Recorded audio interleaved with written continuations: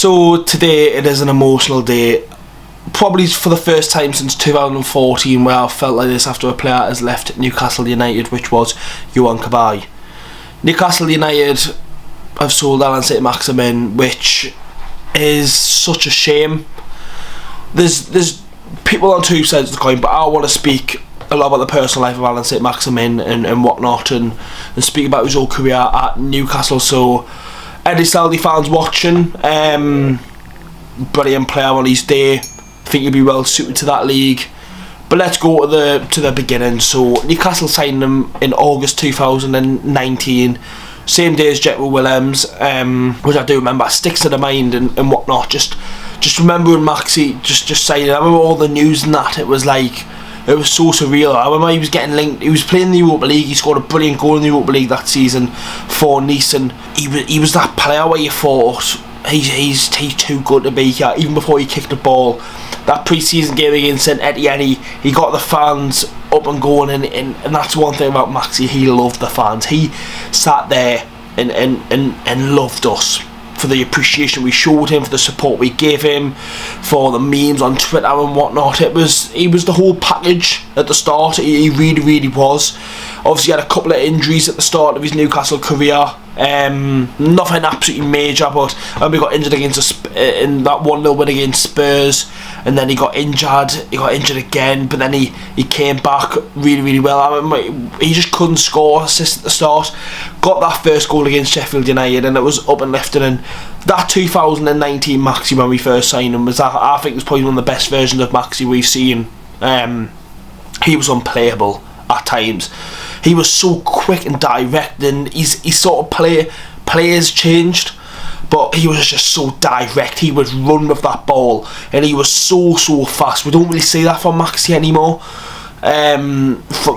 Especially last season, he was a bit more chillaxed and like get going a bit rather than just bombing it. I don't know if that's because of the injuries and whatnot, and yet he did get affected with COVID quite bad. But in that lockdown season as well, he saved us. We were 17th in the league, 2 points above Fulham. He came back from injury with Callum Wilson, picked up wins against Burnley, West Ham, played really well in that 1-1 draw against Liverpool. The games around the end of the 2020-21 season, he was so crucial, and he was your go-to man. He really was. And like under Bruce, everyone would say, give him the ball and let him do his stuff, and that was our game plan back in the day, and we would just give him the ball and he would do the business and whatnot. I remember when he was getting linked to moves away, and like that was the day I was dreading, this day when he's left, out of his control, which is a shame. But I don't think any fan at that time, after the second season on the Maxi, you couldn't sit there and go, you cannot blame him for leaving. We've finished 12th in the Premier League back-to-back seasons, 12th or 13th, whatever, around that position. You can't blame if a big club comes in for him, if it's in the Premier League, if it's in La Liga, wherever it may be. You couldn't sit there and go, you can't blame the lad. He's a brilliant player, and he deserves to be playing for a brilliant football club who are looking for a future. At the start of the 2021-22 season, he did perform, getting goals against Southampton, Leeds. He was doing really well at the start. I remember that assist for Callum Wilson for the first goal of the season against West Ham, where we did get beat 4-2. He was so good in that, like, at the start of that season. He was brilliant and whatnot. And then obviously the takeover happened. And obviously at the start, I remember people going on, we're going to build a team around Maxi, we're going to do everything we can to keep Maxi at the club and whatnot. I remember them talks and stuff on Twitter that was getting told that he was not for sale whatsoever. And he is a brilliant player. Eddie Howe came in. He had a lot of injuries under Eddie Howe, and it was hard for Eddie Howe to get him into the team after we're winning games, we're performing, we're scoring goals, and we're performing really well. You can't really change that. Yes, fans may be going, how can you play at Allen 1, how can you do this, how can you do that, but if it's working, you can't bring him in. And that's one thing about Maxi. He said in an interview, I think it was on Sky Sports, like, you haven't played as much, are you bothered, pretty much. And he was like, if the team are losing and I'm sitting there on the bench, he would want to make an impact. But when he's sat on the bench, he wants the best for this football club, and I completely back him on that. He wanted the best for Newcastle United, and he sat there, watched us do extremely well, and when he came in, he performed. There were games where he was really, really poor. Defensively, he isn't the best, he doesn't track back, but on his day, he is absolutely outstanding. And there was a quote that I seen on Twitter and I thought was absolutely brilliant about the Harvey Barnes situation. Obviously, Harvey Barnes just came in for Maxi to go pretty much. On his day, Maxi is a better player than Harvey Barnes. And I don't care what anybody says, Allan Saint-Maximin is one of the best wingers in the league on his day. But in the circumstances of how Eddie Howe plays in a working hard team, you can't have a player who's going to have a good game in every 8. Yes, that one game he's absolutely unplayable, but you can't afford that. Being in the Champions League, fighting for top 4 again, you can't afford to have a player like that in the team. And I can understand why Harvey Barnes has been brought in, but it's the change of player, and I think Harvey Barnes will suit Newcastle United more going into the future. But on his day, he's absolutely brilliant, Maxi. He really, really is.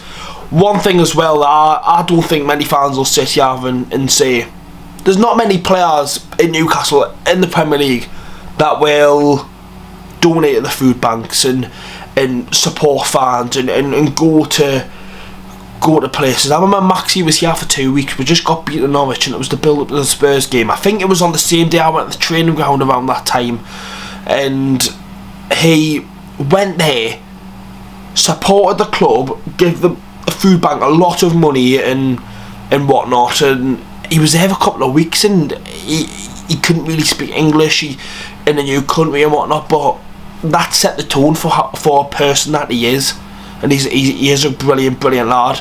People sit there and it's the Gucci and whatnot, but that's his personality. It's got nothing to do with how the person he is to the society of the world. He's a brilliant human being, and there should be more football players out there like that, who are like stuff like getting photos and that. Like, I'm not saying like he would always stop. He wouldn't stop sometimes at the training ground. He's not entitled to.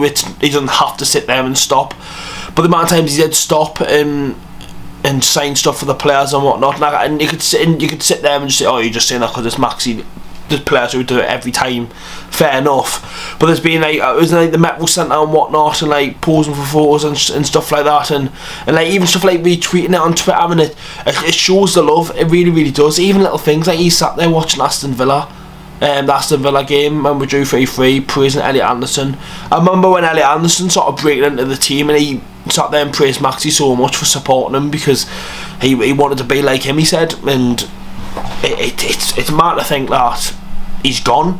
It feels like Maxi's always been here, and knowing that he's going to, it would be nice to see him in the Champions League with Newcastle next season, because that's what he's dreamt. He's always dreamt of being in the France team. He's had high expectations and he could definitely succeed them, but it is a shame. So, and I've got to say thank you, Maxi. There were times where it was tough on the Newcastle, and he would bring a smile on your face. He really, really would. I remember there was a video, I think when we beat Burnley 2-1 and at Turf Moor, that crucial game, and I was like, you've made us happy, Maxi. You've made us happy.